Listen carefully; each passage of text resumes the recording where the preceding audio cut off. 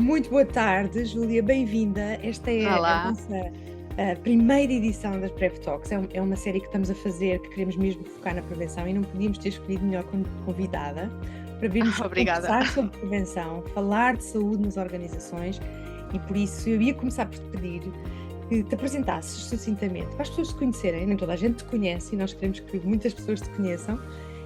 Falares um bocadinho do teu percurso. Em primeiro lugar, agradecer pelo convite, porque de facto é um prazer estar aqui, ainda mais a falar sobre este tema, que sou muito, muito, muito apaixonada. Aliás, vivo intensamente essa realidade todos os dias, porque acho que nestas profissões de gestão da saúde, se nós não gostamos de facto daquilo que fazemos, acabam por ser profissões em que os níveis de resiliência têm que ser muito elevados e acabamos por nos deixar levar pela maré e devemos ser exatamente ao contrário, devemos combater essa maré, que é exatamente o que se está a passar neste momento, felizmente. Pois bem, então o meu nome é Júlia Rocha, eu já estou no mercado de trabalho há cerca de, vai fazer 30 anos, portanto já tenho aqui algum percurso, um longo percurso profissional. Sou uma adulta jovem, 30 anos, portanto é uma profissional jovem.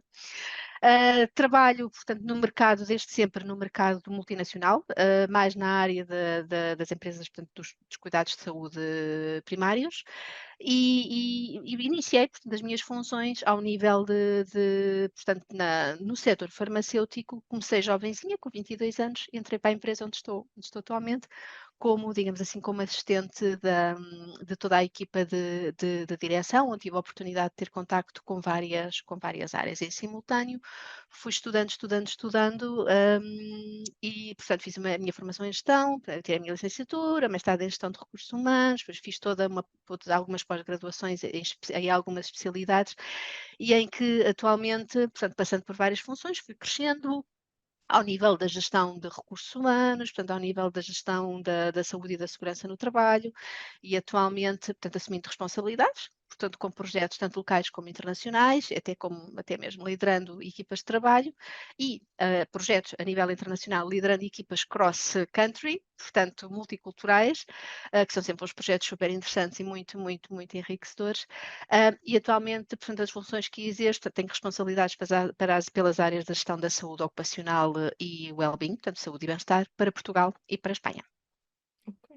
É um percurso fascinante e eu acho que tu estavas a dizer um fator muito interessante, que é, tu acompanhaste aqui uma evolução deste tema, não é? Este tema tem vindo a crescer do ponto de vista da relevância, de importância, de necessidade, não é? De intervenção e de termos melhores respostas.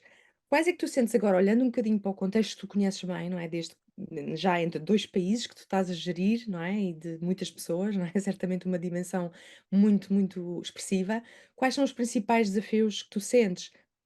Ainda no posicionamento desta questão da saúde como um pilar estratégico para a companhia.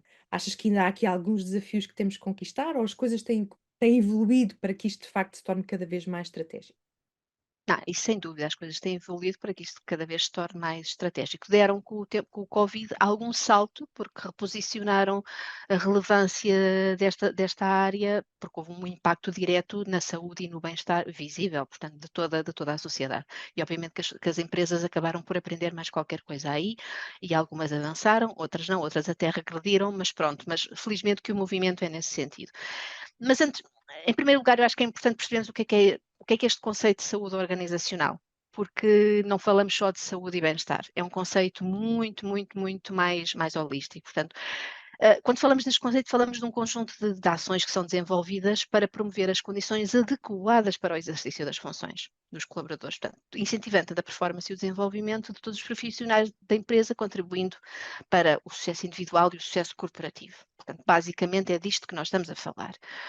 Estas condições adequadas, o que é isto, não é? Portanto, estas devem ser intervencionadas tanto ao nível do indivíduo, e é aqui que vem a parte da estratégia organizacional, como ao nível das práticas de trabalho, das políticas corporativas e de todas as práticas de gestão do capital humano. Portanto, quando falamos de saúde e bem-estar, nunca deveremos deixar de lado de que o impacto que a organização tem na saúde e no bem-estar dos colaboradores e vice-versa, como a saúde individual tem impacto nos processos e nas práticas de trabalho das empresas. Portanto, não se pode ver estas duas variáveis, indivíduo e empresas, de forma isolada. Tem que se ver como um sistema integrado. Uma condiciona a outra. E obviamente que a saúde das empresas está intrinsecamente ligada à saúde dos seus colaboradores, porque é na sua energia, na energia dos colaboradores, que as empresas se dinamizam, se galvanizam, portanto, alavancam-se em direção a um determinado, portanto, para atingir o tal sucesso empresarial tão desejado. Portanto, este só será de facto um pilar estratégico, portanto, a saúde organizacional só será de facto um pilar estratégico quando as equipas de gestão, de uma maneira geral, a perceberem primeiro que tudo, entenderem o que é isto da saúde organizacional, como é que se integra a saúde do indivíduo junto com as práticas de trabalho, porque normalmente estão muito habituados a fazer a tal análise dos processos numa ótica de alinhamento com o negócio ou definir processos mais lean, de forma a que os resultados de uma forma de produtividade sejam muito mais eficazes do ponto de vista do negócio, e esquecem-se que quem faz todo esse exercício são as pessoas, é a energia das pessoas. Portanto, não se pode dissociar nunca estes exercícios da saúde das pessoas, portanto, e é aqui que estas variáveis se integram. Quando os gestores não tiverem receio de olhar para o seu ambiente psicossocial interno, analisarem as suas práticas de trabalho, perceberem quais é que são os fatores protetores da saúde que a sua organização tem e identificarem quais são as práticas de trabalho que podem ou têm potencial para causar dano na saúde dos colaboradores, não vamos estar a evoluir numa situação em que a saúde é vista como um pilar estratégico da organização. Continuamos sempre a falar que a saúde é um objetivo e quando demoramos muito tempo ou estamos sempre a falar da mesma coisa, é porque nada está a evoluir. Não é? Portanto, nada está a ser integrado na cultura da organização. Um dia que deixemos de falar deste tema é porque as coisas acontecem de forma natural. A cultura acontece e está lá. Não é preciso falar porque já faz parte de todos os processos. Mas, em boa rigor, é um caminho que ainda estamos a percorrer como sociedade. Tanto em Portugal como a nível mundial, portanto, independentemente das culturas, umas mais do que outras, mais evoluídas, menos evoluídas, mas acabamos todos por ir nesta onda. Portanto, capacitar os gestores para entenderem o que é isto de gerir as emoções das suas equipas. O que é isto? Este soft skills, gerir emoções. Não, isto não são coisas de psicólogos, isto é possível ser feito. Os colaboradores têm que ser devidamente, os gestores têm que ser devidamente capacitados, porque também não deixam de ser pessoas com a responsabilidade adicional do processo de tomada de decisão e de gerir pessoas, que não são processos fáceis, não é? Portanto, e até se podem perder neste processo como indivíduos e como profissionais. Portanto, tudo isto tem que ser visto de uma forma holística. E pode ser visto até pode ser quantificado, por isso é que há ferramentas aqui, Liliana, e nós conhecemos-las tão bem, não é? Que são os diagnósticos, as avaliações de riscos psicossociais que ajudam, de facto, é uma ferramenta espetacular para qualquer empresa ter, portanto, adotar, porque permite-lhe conhecer, de facto, o impacto, o que se passa na sua dinâmica interna e aí sim, agir sobre as dinâmicas que têm potencial para causar dano nas suas pessoas. E aí sim, estamos a integrar a saúde no negócio das organizações. Eu acho que o teu resumo foi no ponto, não é? A questão aqui que tu mostraste também, que para já é um percurso por níveis de maturidade diferentes. Obviamente, organizações que nem sequer trabalham a questão da saúde individual estão num nível mais baixo, ou seja, ainda nem sequer têm aquilo que é o baseline básico de uma gestão de saúde na organização. E nós, infelizmente, não é? No nosso mercado temos muitas organizações, e não são só porque são pequenas, médias ou grandes, temos muitas organizações que ainda nem sequer cumprem aqueles requisitos mínimos do ponto de vista de saúde individual e de segurança dos seus colaboradores. Mas claramente outras organizações já estão num ciclo de aprendizagem em que se vão desafiando a compreender estes vários níveis, como estavas a dizer. Ahm, não nota, ou seja, claro que depois isto traz uma diferença para os profissionais que estão dentro das organizações e que têm que fazer mudanças reais na forma como se gera saúde, não é? E eu gostava que tu falasses um bocadinho o que é que de facto mudou em que tu conseguiste espelhar estas várias camadas da organização do ponto de vista de saúde organizacional no teu trabalho, não é? Tu, no fundo, és uma pessoa que lidera a área de saúde em 2 países e, portanto, o que é que efetivamente nestes últimos 3 anos mudou radicalmente na forma como estás a gerir a saúde das pessoas e das organizações? Hum. Olha, eu felizmente trabalho em ambiente corporativo de multinacional, temos acesso a muitas ferramentas e já como trabalho no mercado dos cuidados de saúde, permite-me, ou seja, a sensibilidade às equipas de gestão não é tão difícil. digamos assim, não é tão difícil, porque eles de facto percebem, só precisam de ser ajudados a entender, como qualquer ser humano, o que é isto, o risco psicossocial, e não ter receio de tratar este risco como qualquer risco para a saúde, que nós devemos tratar, como o risco cardiovascular e por aí fora. Portanto, como é que devem-se tratar estes riscos? Portanto, eu senti uma grande mudança, não só a nível da a minha organização tem vindo felizmente a mudar consistentemente, e é um percurso que nós vamos fazendo e vamos ganhando músculo e vamos avançando nesse sentido de uma forma muito proativa, e há espaço para fazer acontecer, o que também é muito estimulante, não é? Porque acabamos por também avançar no sentido certo, e é sempre positivo, e às vezes ajudamos outros a virem connosco, o que também é extremamente positivo e entusiasmante. Eu acho que estes últimos 3 anos, portanto, este ano, o pós-Covid, o pré-Covid e o pós-Covid, eu acho que o Covid veio, de facto, para olharmos para a saúde de uma maneira muito menos como um dado adquirido e mais como, de facto, um pilar fundamental em toda a sociedade.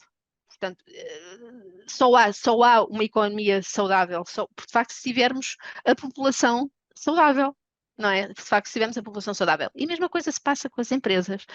A pandemia obrigou as empresas a estarem mais atentas a isto. Portanto, a alteração no desenho e no espaço de trabalho, o desenho do trabalho, o próprio espaço do trabalho, o equilíbrio entre a vida familiar e a vida profissional, que antes era vista numa perspectiva de que temos mais horas de trabalho, mas eu acho que a pandemia trouxe uma realidade que foi: meu Deus, o que é isto? O meu trabalho agora está na minha vida pessoal, a minha vida pessoal está no meu trabalho, a minha casa agora é o meu espaço de trabalho, e como é que eu consigo viver com filhos, marido, onde é que eu me encaixo, onde é que é o meu espaço de trabalho? Quer dizer, houve aqui, de facto, quase um reset, digamos assim, um delete em que, ok, vamos começar do zero e vamos começar a equacionar como é que se pode construir isto da maneira mais eficaz. E, de facto, a pandemia trouxe essa consciência para as empresas, obrigou as empresas, umas estavam mais preparadas que outras, obrigou as empresas para garantir a sua continuidade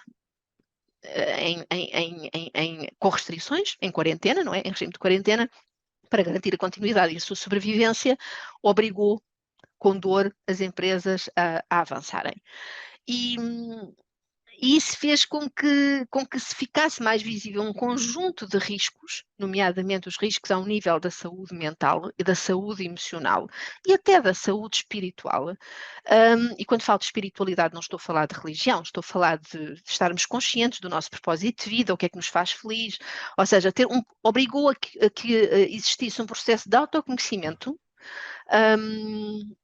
que cada pessoa percebesse um bocadinho ou questionasse o que é que de facto lhe fazia sentido, e as empresas questionassem como é que eu agora vou, ou como é que nós agora vamos avançar com as nossas práticas de trabalho num ambiente totalmente novo que nós não sabemos trabalhar. Portanto, as empresas que não estavam já habituadas a trabalhar em ambiente virtual, que não tinham as equipas preparadas para trabalhar à distância e por aí fora, tiveram um processo doloroso de aprendizagem. Outras não, outras conseguiram reagir, lá está, porque já estavam mais capacitadas para, de facto, equacionar o trabalho de uma maneira diferente, o desenho do trabalho de uma maneira diferente, mais numa ótica de responsabilização e não tanto de controle, de ter as equipas totalmente pertas num ambiente de controle, porque se não estão ali é porque não estão a trabalhar, portanto, mais numa ótica da responsabilização do indivíduo por atingimento de resultados e não tanto do controle presencial, porque isso acaba por ser não existe, porque quanto mais se quer controlar, menos se controla. Esta é que é a realidade. Enfim, veio ao de cima uma série de riscos que não estavam tão visíveis, eles já existiam, eram escondidos, não estavam visíveis, e quem não esteve atento apercebeu-se neste momento que eles estavam aí, e houve uma aprendizagem que teve que ser feita. Eu acho que houve uma evolução brutal, mais que não seja ao nível da tomada de conhecimento e da tomada de consciência, que é o início de qualquer processo de mudança, não é? Aceitação, de facto existe, não adianta estarmos a esconder, ele existe, temos que fazer frente, temos que encontrar resposta, temos que encontrar um mecanismo certo para avançar, levando as pessoas connosco. Portanto, eu acho que a pandemia foi, de facto, nos últimos 3 anos, aquela que nos trouxe uma velocidade de mudança, porque às vezes Portugal é um país pequeno comparado com muitos, não é? Portanto, somos uma sociedade mais pequena, mas poderíamos ser mais ágeis a responder, mas não. Nós, como país, ainda não temos essa agilidade, essa capacidade para poder avançar. Obviamente, isso se reflete no seu tecido empresarial. Há tecido empresarial que é mais eficaz na gestão dessas mudanças, e outro não. Portanto, e os que não são, pronto, têm um processo, demoram o seu tempo e vão perdendo competitividade ou desaparecem no mercado, porque esta é a lei da vida ao nível da economia. Portanto, tudo Sentes isto, também as pessoas no meio. e sentes também que houve aqui esta questão da prevenção, e fala-se muito, Hum, aliás, este contexto que há sempre um pouco investimento na prevenção e que nós muitas vezes estamos focados só na remediação. Mas, obviamente, as organizações já têm feito um trabalho de promoção do bem-estar que tem um enfoque na prevenção. Sentes que estas respostas foram mais valorizadas, foram, quer pelos colaboradores, mas também pela gestão, ou seja, que a gestão de facto pensa que isto não é só um nice to have, não é? Ou seja, alguma coisa adicional, mas que passou a fazer parte daquilo que é realmente importante trabalhar e que, quando nós estamos a sim, trabalhar em prevenção, isso traz um valor efetivo para a organização, também no seu bottom line, também nos seus resultados, também naquilo que é a sua performance. sim, sem dúvida alguma, sem dúvida alguma. Lá está, ganhando mais consciência, tiveram que encontrar mecanismos e tiveram que aprender com quem já fazia, portanto, e acabaram por incorporar nas suas práticas também já algumas atividades. O meu maior receio é que só tenham aprendido que é suficiente fazer pequenas ações pontuais de saúde e bem-estar. Não é sustentável. Isso, obviamente, que ajuda na motivação dos colaboradores e até ajuda a ganhar alguma consciência, mas não é só disso que estamos a falar. Portanto, isso era há uns anos atrás. Nós já estamos numa época em que não é suficiente falarmos de que é bom fazer exercício físico. Claro que sim. É bom termos alguma sessão, claro que sim, são de mindfulness, alimentar-nos de forma saudável. Isto é bom senso, são autocuidados, portanto, o Tudo é indivíduo, importante, mas não é tudo. suficiente, não é? Exatamente, exatamente. Portanto, se nos focar, e este é o maior risco que estamos neste momento, se continuarmos a focar só no indivíduo, não Uhum. estamos a ser eficazes, se queremos de facto atingir o tal conceito de saúde A gestão de organizacional. saúde. Eu ia te perguntar a seguir, ou seja, olhando para a frente, imagina 2030, não é? Quais são as Meu Deus, tendências? Como é que esta área tu sentes que vai claramente evoluir? Aquilo que estávamos a dizer, vamos sair claramente aqui de respostas mais individualizadas, vamos conseguir entrar numa gestão cada vez mais embebida nos processos da organização, vamos conseguir mais prevenção, vamos conseguir desenhar o trabalho de uma forma que ele permita que as organizações sejam saudáveis, que as pessoas sejam saudáveis e que depois, obviamente, haja sustentabilidade nas organizações. Qual é a tua percepção sobre o futuro? Isto aqui, nós somos muito maus a predizer o futuro, não é? Mas sim, normalmente. sim, sim. O que eu te posso, o que te posso dar, de facto, é a minha opinião de como é que eu vejo o futuro, o futuro aqui, assim, em 10 anos, digamos assim, até 2030. Ahm, Pensando um bocadinho para já nestas áreas da saúde, é importante pensarmos como é que será o trabalho em 2030. Porque como as práticas de trabalho condicionam a saúde organizacional, é importante pensar que desafios é que as empresas vão ter em 2030 no que diz respeito a estes temas. Como é que a sociedade poderá estar organizada? Qual será o modelo de negócio das empresas? Portanto, e é importante pensarmos por aí, primeiro que tudo, como é que o trabalho será desenhado até 2030, porque ele não vai acontecer em 2030, ele vai sendo desenhado todos os anos, não é? Portanto, ou todas as décadas vai acontecendo essa mudança. Olhando um bocadinho para trás, pensamos que este processo de mudança normalmente acontece quando há muito avanço tecnológico, não é? Portanto, a tecnologia cada vez mais vai obrigando a que o trabalho seja redesenhado de forma diferente, novas funções, novas profissões vão surgindo, novas necessidades vão surgindo. Portanto, como indivíduos, cada um de nós deve pensar, ok, como é que eu me encaixo no meio disto tudo? Qual é o caminho que eu quero trilhar? Tenho que ter competências de adaptabilidade, muito boas, porque tenho que me ajustar, e a forma como me quero ajustar também vai trilhar este meu caminho como indivíduo até 2030. Isto pode parecer um pouco demagógico, mas em boa verdade é um pensamento que cada um de nós, como seres humanos, devemos ter. Como é que eu me vejo ou revejo, o que é que eu me revejo a fazer a curto, médio e longo prazo para que seja feliz. Não é? Para que esteja alinhado com o meu propósito, para que esteja feliz e que o faça bem. E a par com isto, vai o movimento das organizações, portanto, os espaços de trabalho, com esta questão do Anywhere Office, não é? Este conceito do Anywhere Office, em que representa muito bem o futuro do trabalho, sendo que para muitas empresas este espaço de coworking passam a ser uma solução bastante interessante e bastante aceitável, porque esta questão de estarmos todos juntos no mesmo espaço já não existe assim, até a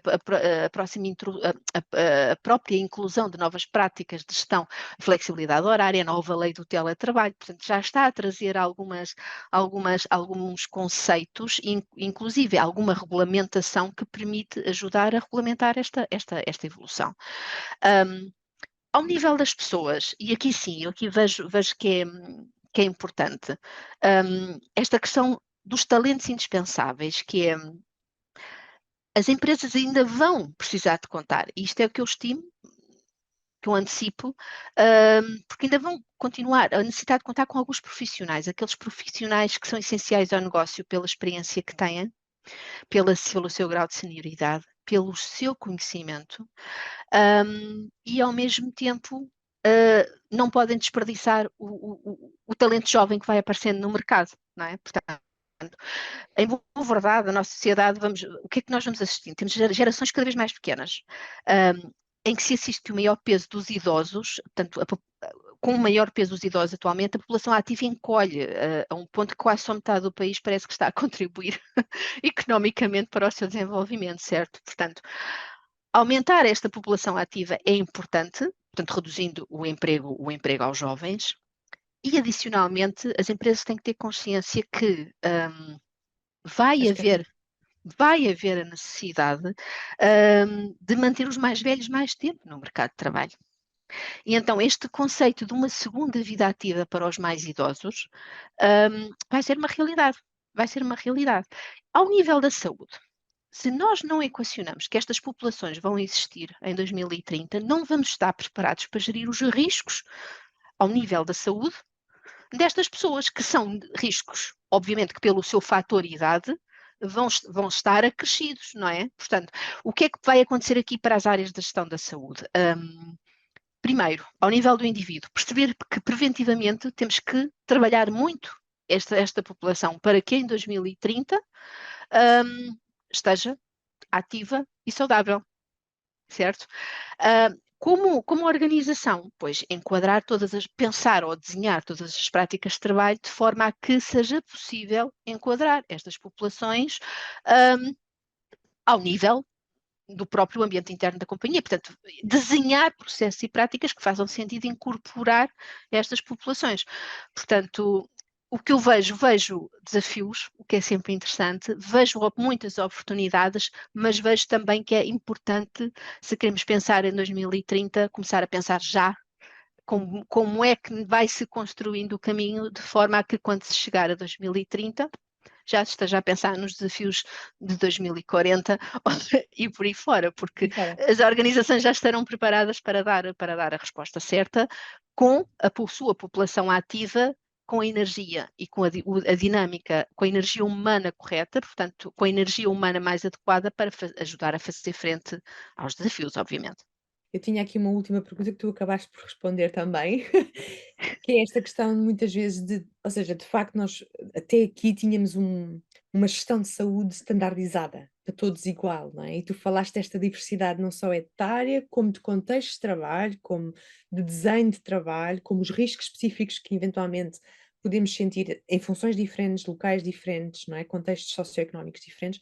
E por isso as abordagens de saúde têm que combinar muita flexibilidade, porque não podemos fazer tudo igual para todos, não é? Ou seja, não é um bocadinho um processo igual para todos, porque isso vai trazer, neste caso, uma desvantagem competitiva para as organizações, porque elas não vão estar a responder às necessidades da população que vai ter uma carreira mais longa, aos jovens que estão a entrar no mercado com expectativas completamente diferentes, com obviamente também do ponto de vista de comportamentos, de risco, outros diferentes do que foi as gerações anteriores, em termos de trabalho e não só, fora do trabalho, e esta expectativa também de integração, que não é igual nas gerações, não é? E mesmo o indivíduo, não é? Mesmo dentro da mesma geração, há muita variabilidade. Tu acabaste de responder isto, não é? Esta combinação entre medidas que consigam, por exemplo, trabalhando numa multinacional, é importante ter, obviamente, algum tipo de processo que seja partilhado, mas depois é preciso adequar. É preciso conseguir chegar aqui ao concreto, às equipas, aos contextos específicos e a pessoas e, digamos assim, faixas Sim, etárias, sim, condições, sim, né? sim, sim. E lá está, gerir a diversidade também no âmbito da saúde, não é? Sim, Que é um diversidade e componente. inclusão. E aqui também, deixa-me só complementar aquilo que estás a comentar, Liliana, que é, acima de tudo, as áreas de gestão de saúde têm que estar capacitadas, ah, tecnicamente e comportamentalmente, para dar resposta às necessidades internas da organização. Portanto, não só à população, ao indivíduo em si, como às equipas e às equipas de gestão e a quem tem que tomar decisões. Portanto, e aí sim, as áreas de gestão da saúde têm que claramente perceber que não se faz medicina do trabalho como se fazia há 5 anos atrás. Não se pode continuar a fazer o mesmo tipo de medicina do trabalho. Temos que assegurar que a própria medicina do trabalho está capacitada para ter algumas conversas adicionais com os colaboradores e incorporar a psicologia ocupacional na gestão da, Da organização da também. organização, Hum. sim. Portanto, não, hoje em dia já não se compactua, pelo menos já não o vejo assim, e sabes disso, portanto, temos falado várias vezes sobre este tema. Eu já não consigo imaginar a minha equipa de trabalho. Eu olho para a minha equipa de trabalho em que eu tenho médicos, tenho enfermeiros, tenho psicólogos, tenho psicologia ocupacional, e já não consigo imaginar a equipa sem essa diversidade, sem essa multidisciplinariedade na gestão dos riscos ocupacionais. Temos um longo caminho para percorrer, sem dúvida alguma, mas passa exatamente por nós, áreas também de gestão da saúde, capacitarmos as nossas equipas de forma a conseguirmos ganhar o músculo necessário para dar o apoio necessário à nossa organização e às pessoas, não é? Porque tudo isto evolui e nós temos que estar um bocadinho, se é que é fácil, que não é, ou se é que isto é possível, mas eu gosto de estar um bocadinho mais além, ou procuro estar um bocadinho mais além, de que, mais além no sentido em que quando me fazem um pedido, eu já consegui antever aquele pedido de alguma forma. Nem sempre é possível, mas isso obriga-nos muito a estar atentas à evolução, às dinâmicas E à própria e, e, organização, ao e à negócio, própria de facto. organização, ao negócio, e pronto, e aprender também com a equipa de gestão, ouvir as equipas de gestão, perceber como indivíduos, quais é que são os desafios que estão a ter eles como indivíduos, como profissionais, e depois perceber o negócio por onde está a evoluir, qual é que é a dinâmica, o que é que procuramos e como é que levamos as pessoas de sem perder saúde e bem-estar em toda esta dinâmica. Portanto, isto parece interesses antagónicos, os interesses da organização e os interesses do indivíduo, quando não são. Quando não são. Portanto, isto se é visto de um sistema integrado, temos a energia das pessoas a levarem o negócio. Portanto, tudo isto Sim, e avança no a sentido gestão de certo, saúde pode criar realmente valor para o negócio, não sem é uma área dúvida. de custo, é uma área de valores, não é? Não, sem dúvida, sem dúvida. Júlia, terminamos sempre as nossas conversas com uma última pergunta, que é pessoal, ok? Agora já não. Que é, Sim, Júlia, como é que te imaginas a trabalhar em 2020 e 30? 2030? O que é que estarias a fazer? Onde é que estarias a trabalhar? Exatamente como é que seria o teu dia a dia de trabalho? em 2030, ora bem, em 2030 eu vejo-me, honestamente, vejo-me na natureza, a continuar cognitivamente ativa. Não sei se me vejo a continuar a fazer a mesma coisa que faço hoje. Acho que não, da forma pelo menos como faço, ou a trabalhar da maneira como estou atualmente. Acho que não.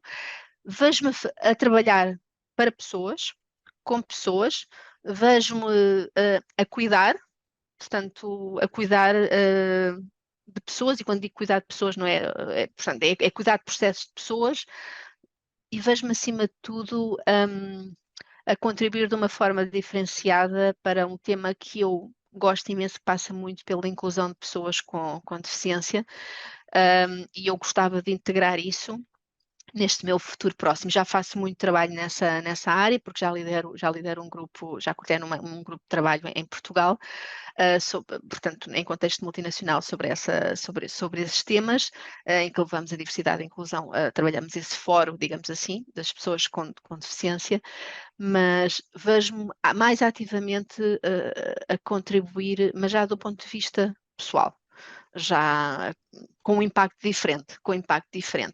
E não quero dizer muito mais, porque não gosto. Claro que Uma coisa são projetos e eu quero mesmo que eles aconteçam, portanto, claro. mas é aí que eu me vejo mais a trabalhar. Portanto, vejo-me a trabalhar, estar cognitivamente ativa, que eu irei fazer parte daquele grupo de pessoas que vai ter uma segunda vida ativa, seguramente, porque não me vejo a estar parada com a energia que tenho e com a dinâmica que tenho, não me vejo a parar, muito pelo contrário, mas vejo-me a fazer outro tipo de coisas ou de outra maneira.